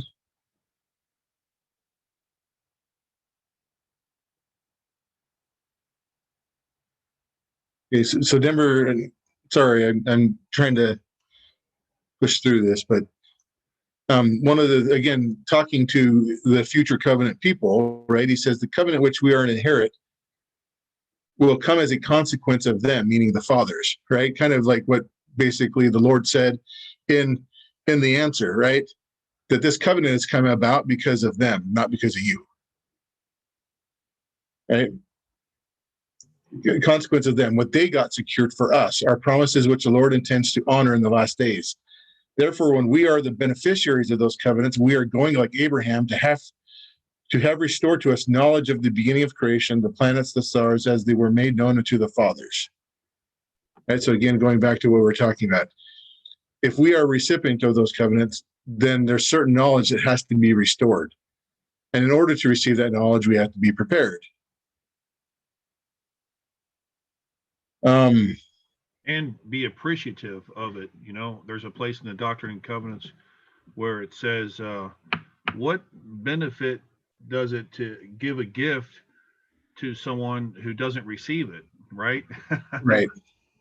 And so that's the great thing of coming out of our obscurity, out of the hidden darkness, is to understand what you just read, that the fathers are actually trying to bestow something. And it's because of the promises that Christ made to the fathers, because of their faith. Jacob, Enos talks about this, where the promises were made. He says, "Hey, you don't worry about it. I'm going to take care of it. I've made promises. I'm going to, I'm going to take care of it." So the Lord's vindicating it, but part of it is the appreciation from the children to the fathers. And so it's just symbiotic. It's working both ways. Suggestion I give is it popped in my head again. I've done this a few times. To have the hearts of the fathers, you can ask for it. As you read the scriptures and everything, you're guided by His Spirit. But at the same time, ask to feel what they feel, to want what they want, to desire. And as you do that, it's for me, it's like at certain times I've just been kind of bowled over by this love, because it's like if you seek, it's like in the sacrament, take His Spirit upon you, and He's a Father. And so as you grow closer to Christ, but you ask to know what's in the heart of these fathers, because they prayed for us. when we do that, we can become part of answering their prayer. They wanted us to receive these things. And I've had a couple times where I felt such love for them that I said, I will do whatever I can do to fulfill the promises that you need, because we're here on earth, and they were seeing in the future that they wanted things to come forth. This is the time they saw. They want, and so by us doing certain things and trying to work, and even this conference and other things, that it brings about what they want. Anyway, so anyway, having that spirit, it changes you. The promise of turning the hearts of the children to the fathers. And that's because then you start wanting what the fathers want and wanted for us back then. Let's see, we had Rob, you had a comment, and then Jared.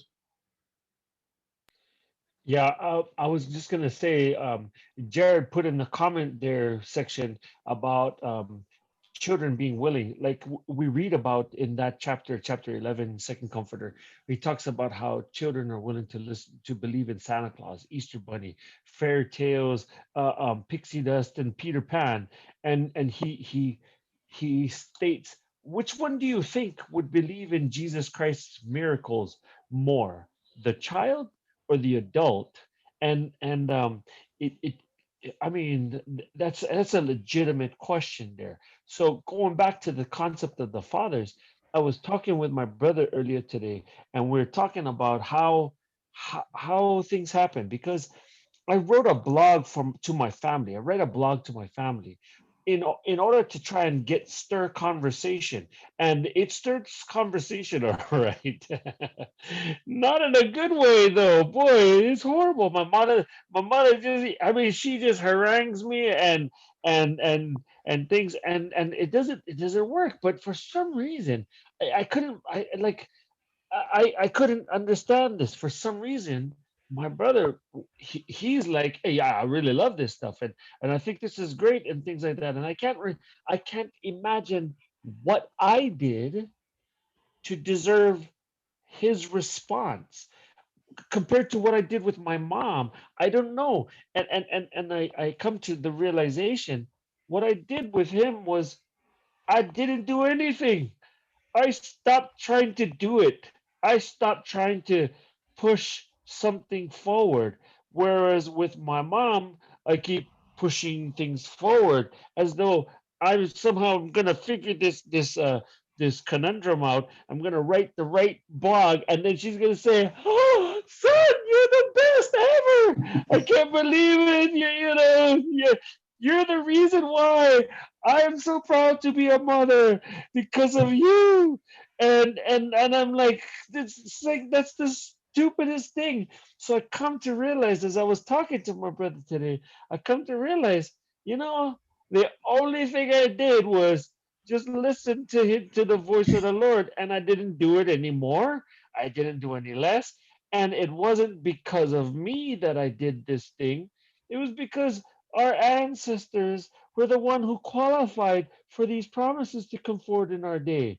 So just get out of the way, Rob, so that I can do my work, and then when I call on you, then go ahead and do that. Okay, just do what I tell you to do, and stop acting like you know where I'm going with this, because you're gonna zig and I'm gonna zag, and that's gonna leave you out. And I think that you're absolutely right, man. When you realize that it's because of the covenant made to the fathers, you can kind of get out of the way and allow the process of God to work, instead of trying to manipulate something into the way you think it ought to be. Right, and just before you get to Jared, I just want to reiterate. I mean, that's kind of what Denver was saying, right, with the blog post on process versus outcomes. Right, we have to focus on the process. Right, and that's what Denver has been saying all throughout this too. Right, we have to focus on the process. And what is the process? Repenting, which means gaining further light and knowledge, which means doing. Right, if we do those things, then we can help. Then we can be part of his covenant people. Jared, you had a comment? You actually had a paragraph on your screen, and then you moved it. I don't know if it was up or down, but it brought up a question that I wanted to be able to touch on. Yeah, it's actually at the top of the page here if you move up a little bit. But it just brings up how Abraham was the keeper of the storehouse of God, and he paid tithes to Melchizedek right before Melchizedek is being taken up. And as he said, he receives tithes for the poor. And I think he may have had a blog post once where he's, or something, some question was raised about, so if Melchizedek's going to be taken up, why is Abraham paying tithes to Melchizedek? And I'm not sure I've ever gotten to the bottom of that one. So if anyone has thoughts on it, I'd be interested. I think it's an I ordinance. think, yeah, I think it's an ordinance. I think it's him being adopted to reconnecting to the line of Melchizedek, and that ordinance is him carrying on the line of the fathers, the patriarchal fathers, because there was a major 10-generation gap between Melchizedek and Abraham. Right. And I think it also ties in with the idea of sacrifice, right? The willingness to sacrifice is being part of his diligence. Do we really know what turning our hearts to the Fathers means? I mean, has anybody really thought about that much? Turn your hearts to the Fathers?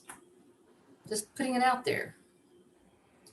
Well, what do you think, Lisa? Because that's what we've been talking. That's what the last several months. That's the whole purpose of this conference, is to get us thinking about the fathers and researching this. So I'm guessing you have a pretty good insight that you've arrived at.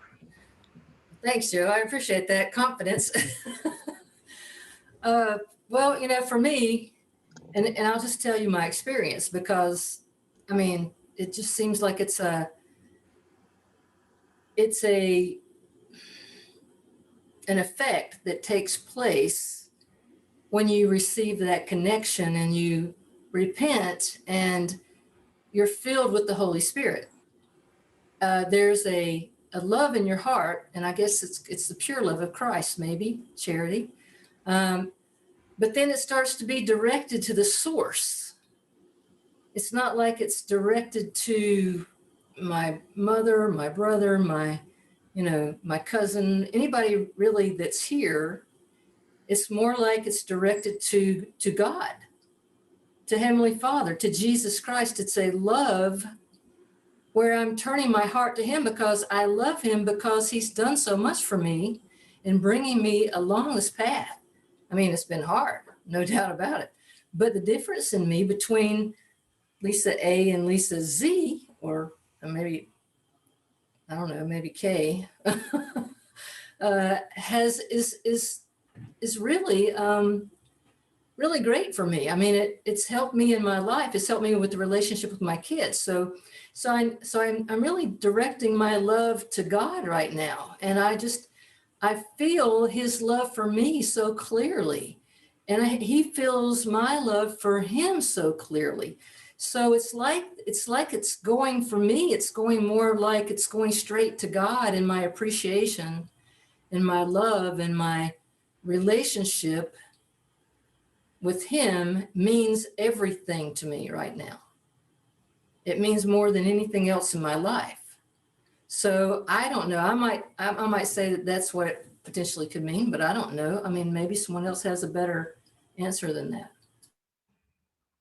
Well, and I think there's things that involve with it that we still don't understand. I mean, Denver has talked about in this covenants talk and other talks, right? That part of that planting of our hearts to the fathers to our fathers, right, involves a sealing and involves a temple, right? So it's more than just an action on our part, or a belief, I should say. There's more involved with that. Well, it's also the first commandment, right? Right. Do we love God more than we love anything else? What are we willing to sacrifice for him? What does he mean to us? I mean, does he mean more than worldly things? Does he mean more than that will obey him because, we want to do whatever pleases him.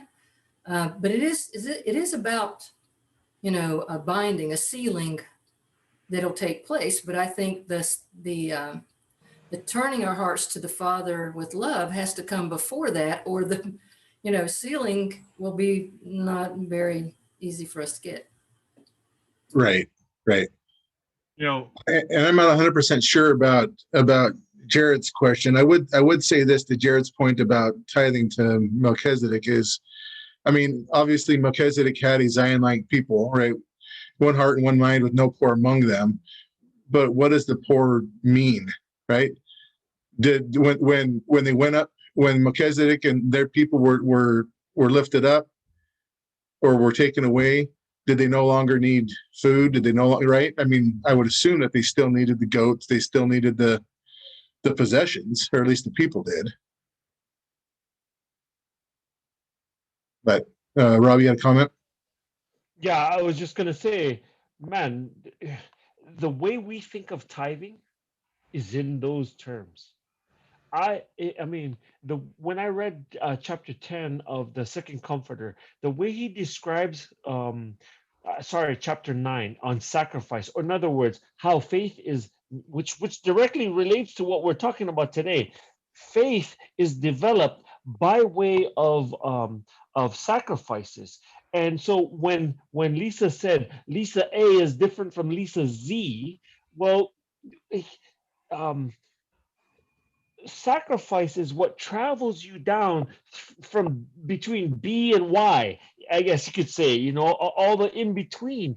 And by gradual sacrifices, you accumulate these sacrifices in order for things to lay down. Well, towards Jared's point, and I said, man, oh damn, that's a hell of a great question, because what's he gonna do with the way that we offer up tithes? Because we offer up tithes in terms of money, and that's not been the way that they did it.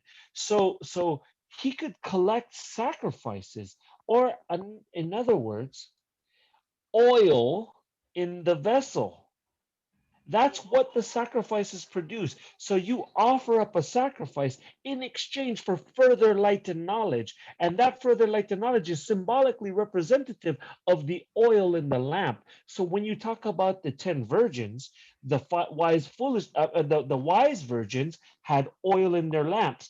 And that's what qualified them to enter into the wedding feast. Well, we know that Abraham connected to him through a sealing process of adoption, so that he reconnected that line to the line of the fathers. And so those sacrifices are symbolically represented by what is called tithes.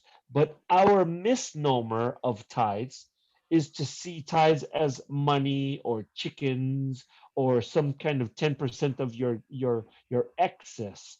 But I don't think that that's what it meant to them. I think that it was the qualifier for you to be sealed to them, and therefore they can go forward. So it's not something that's a physical or a tangible thing like that. So I like the concept of Lisa A to Lisa Z. I think Lisa Z is my buddy. Lisa A, she's left her that long behind. Amen, Rob. Amen. by the way, on Lisa, you were asking how do we turn our hearts to the Father? That was your question a few minutes ago. It was. I think here's something I hadn't thought of before, but the Lord says, "If you love me, keep my commandments." Right. So we're not required to worship the fathers. However, if we understand that the Lord's working in a community, right? He wants us. You can't be saved, as you say. Zion is not a individual pursuit. It's a collection of individuals, and so the fathers are the ones who are associate. Priesthood is an association of blank, right? Women, men, angels, God, with the Father, with the Son. And so if the fathers are associating with, when I say the fathers, Abraham, Denver, Joseph, et al., if they are associating with the Father and the Son, then they're one. So our hearts being turned to the fathers is our hearts being turned to them, and it's valid that they're all one and the same. It's a community, and so if we want to associate with them, then our heart is in a kind of a communal. I hate to use that communist term, but it's that type of a feeling that I feel as I contemplate the answering your question.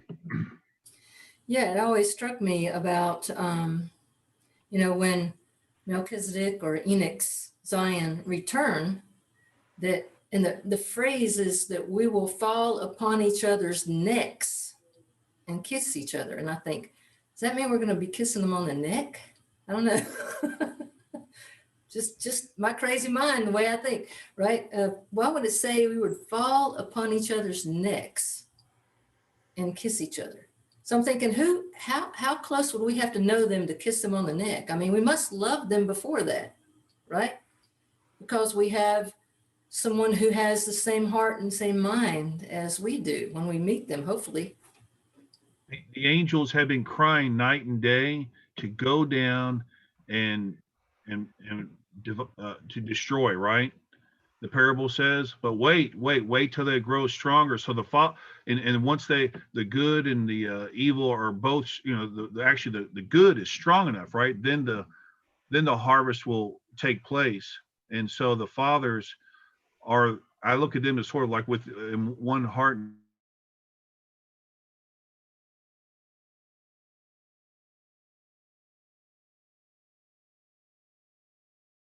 And so when it finally happens, oh my gosh, I can see that emotional embrace. It makes total sense, right?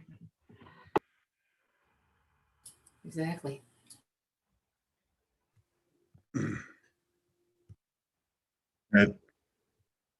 I agree. I just wanted to say, I if you ask God how he feels about you or Christ and let them understand what he's done just to give us a chance to hear him.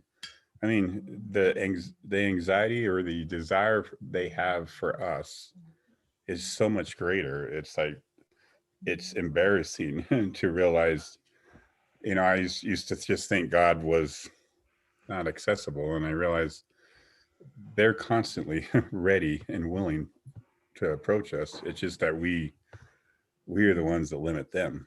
So Thanks, Brian. So moving on with this, I know we're kind of running short on time, but I thought this little section right here that never mentioned was interesting, right? It says the next in which a people of righteousness are taught and gathered, it will not be for the purpose of going up to heaven. Instead, it will be for the purpose of permitting those who have gone up before with Enoch and Melchizedek to come back down. It will be for the purpose of preparing those who can endure the presence of those who will come. Right? Which, again, in my mind, what is a gathering? And is it just one gathering, or is it a gathering over a period of time? Right? As we kind of talked about, I think Robbie brought up in a different discussion, right? Coming together, going away, coming together, going away, right? It doesn't really say anything about it being a permanent gathering. I mean, eventually it will be, but ultimately, and it almost seems like, again, these gatherings can be for the purpose of preparing those who can endure the presence of those who will come. And I also think that with this concept of them coming down, they only come down because we're like them, which goes back to the concept that we were talking about earlier about power. Power is an association. Power in the priesthood is an association with types of people in which we have a commonality with them. This is what the law of the gospel was intended to produce, is power in the priesthood be upon me and upon everybody in my posterity. Why? Because we're just like them, they're just like us. That's the reason why we can fall upon one another's necks and kiss each other, because it's a genuine embrace of people who are alike. We are like-minded. We desire the same thing. We desire only to be one, and that's something that's very personal and embraceable, you could say. Great. Thanks, Rob. Any other comments?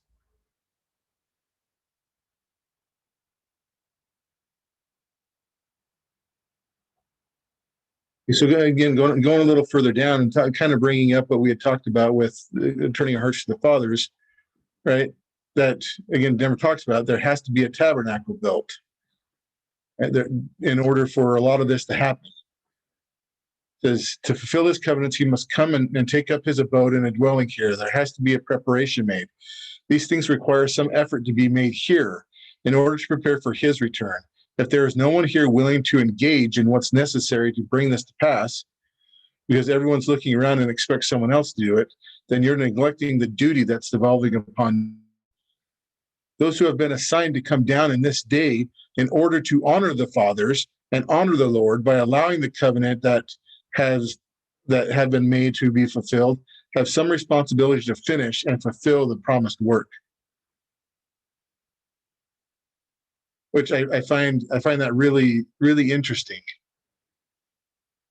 I mean, because again, he's talking about here gaining light knowledge, and gaining that light knowledge, we do that by our obedience, by actually doing, right? And part of that doing is also in the preparation, right? Preparing for a temple, preparing for a place, preparing our hearts. But it goes even further and talks about those who have been assigned to come down in this day, right? Which is an interesting thought, right? Are you here? Am I here? Is Brian here? Are we here in order to honor the fathers and the Lord by allowing this covenant to take place? Is that why we are here? And if so, are we taking that responsibility lightly?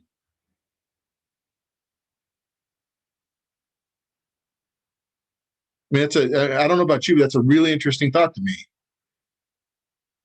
Right? That we came here, or those who are part of that righteous branch are here in this time to allow, right, those promises to be fulfilled.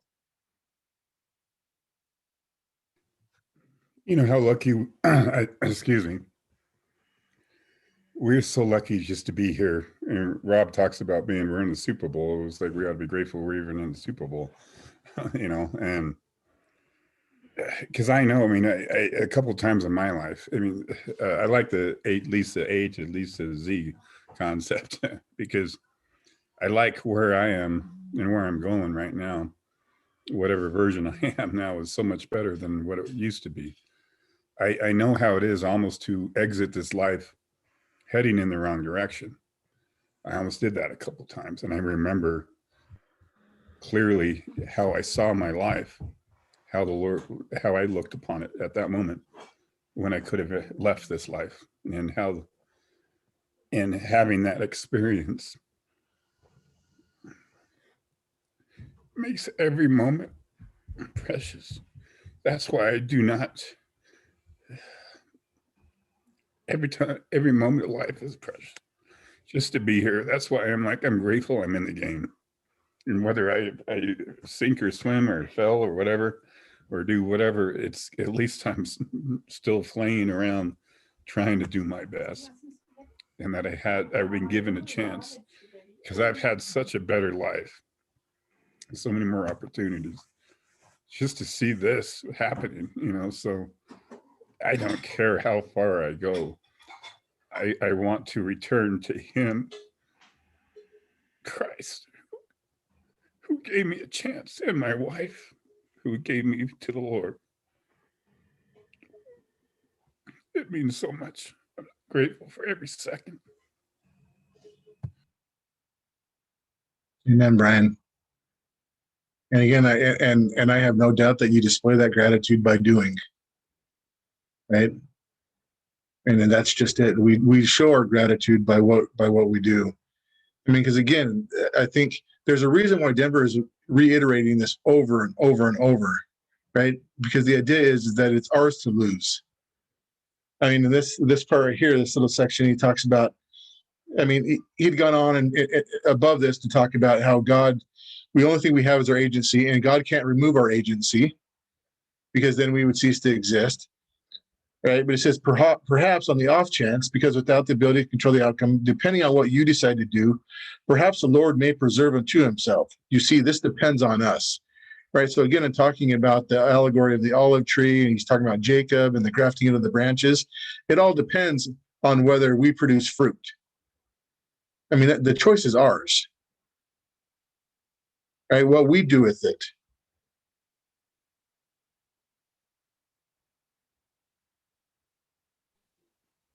You know, Daryl, the concept of this is our dispensation is such a legitimate concept to me. It makes me want to go through the fire and then go through the fire and then go through the fire until I have been tempered, such that when the fire comes, it doesn't bother. I value this time. And look, there's a work upon us. It's a nasty work. It's a work that faces off against, I guess, the difficulties of us becoming one.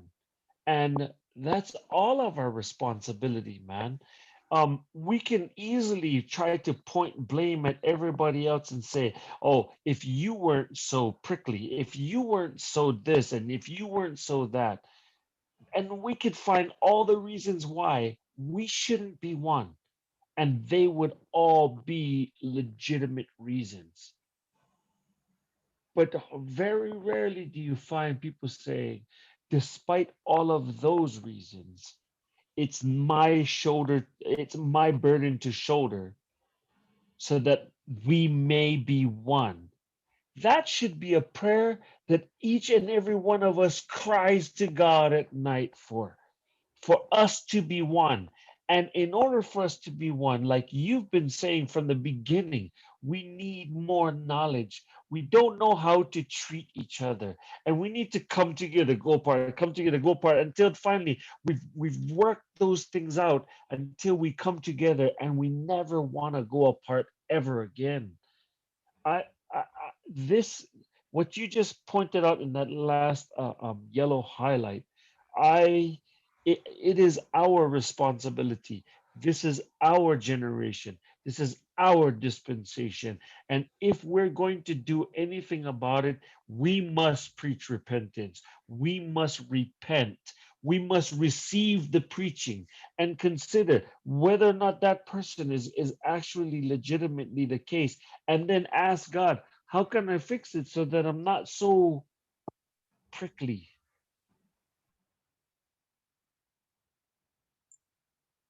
Right. I mean, it's kind of like this right here, right? I mean, I think that should be all our attitudes. I'm not prepared to wait on another before I rise up to know God myself. Right? I think Denver's been talking about since the very beginning, right? In this talk, and I don't have the section, right? But in this talk, that's one of the things he mentions is I'm only meant to be one of many. Joseph was only meant to be one of many. Right? People need to rise up. People need to come to know God, and we can't any longer say, again, I'm not prepared to wait on anyone else. I'm going to do this myself. Right? I'm going to achieve it. I'm going to reach it.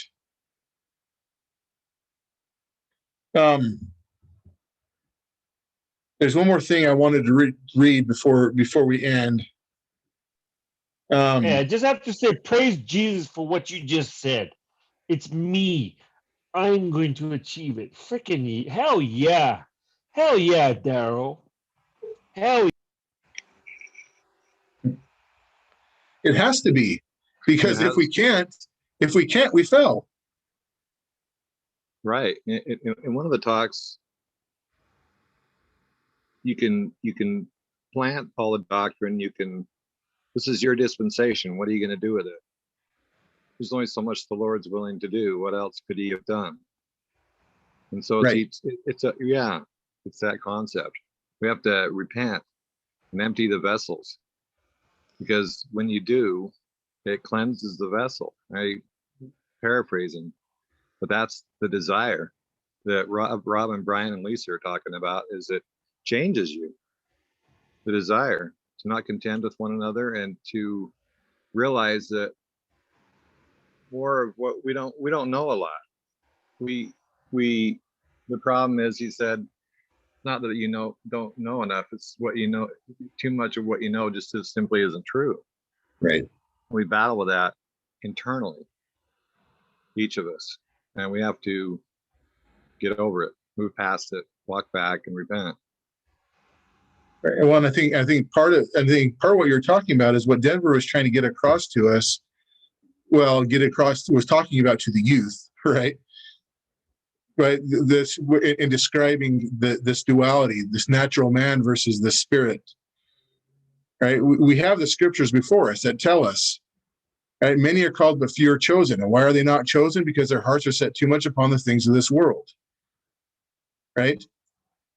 How much diligence are we putting in? It's to the point where now we need to each of us decide for ourselves, what do we want more? Right? Have we reached God yet? And if we haven't reached God yet, what is distracting us? And also, we don't want to forget that to be Zion, we have to do it together. We can't do it individually. So individually, we have to accomplish it, but we also have to help each other accomplish it. Right. Yeah, we So all rise or we all fall. Right. Exactly. Hey, Daryl, when you said that, it resonated so well with me. It vibrated the very core of me. The concept of the spirit which you spoke through was easily transferable. That is the kind of revelation to me that lights up this entire movement easily, like instantaneously. It'll light us up because that's the spirit of, oh man, that's just, I feel the power in that. Meaning, it's not just Daryl Skousen saying this. It's the heavens testifying to me that what Daryl has said is absolutely 100% true.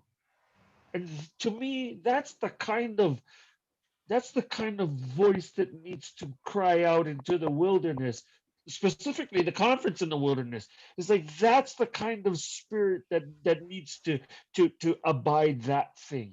Man, thank you so much. And Rob, and what I want to say with that is that this conference coming up can have that. I truly believe that there are pieces that are coming, pieces that are in play, that if we are prepared to receive it, we can receive, right? And this section right here, that's one of the things that Denver kind of alludes to, right? He said, in talking about trying to restore like the things through Abraham that have been distorted, it's almost impossible.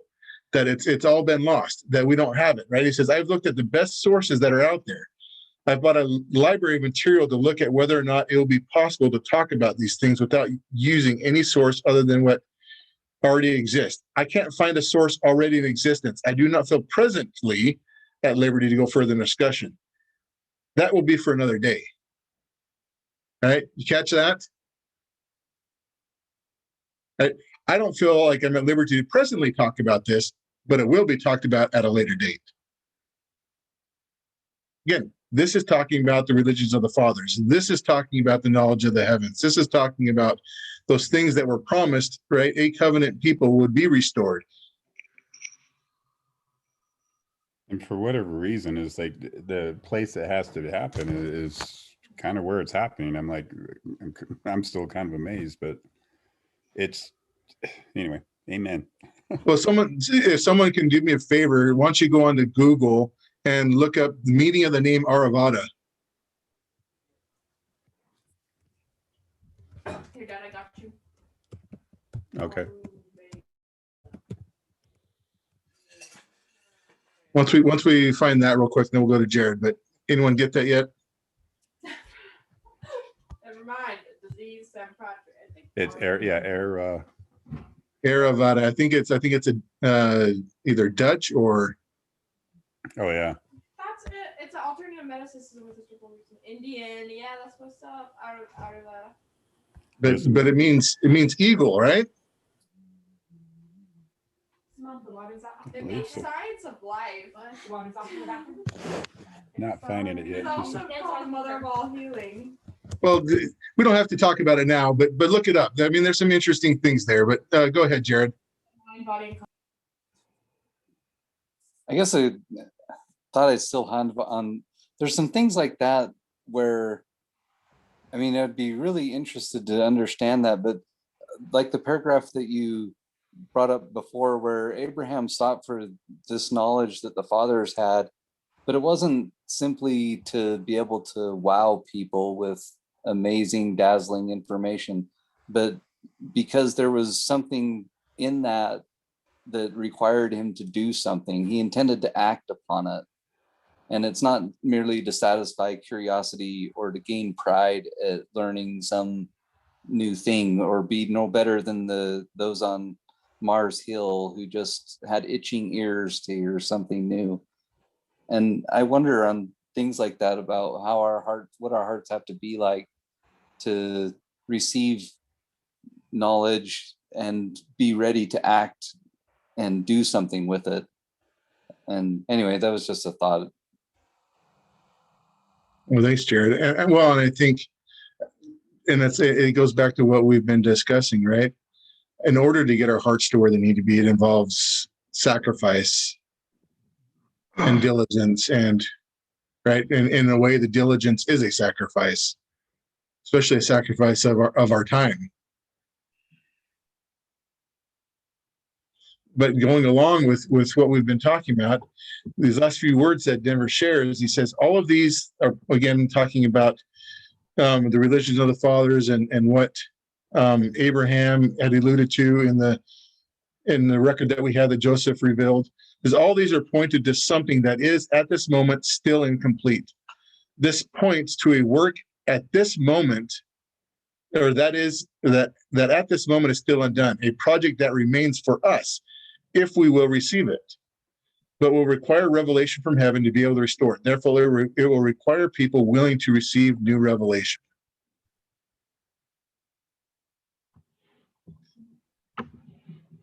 So just to end with this, right?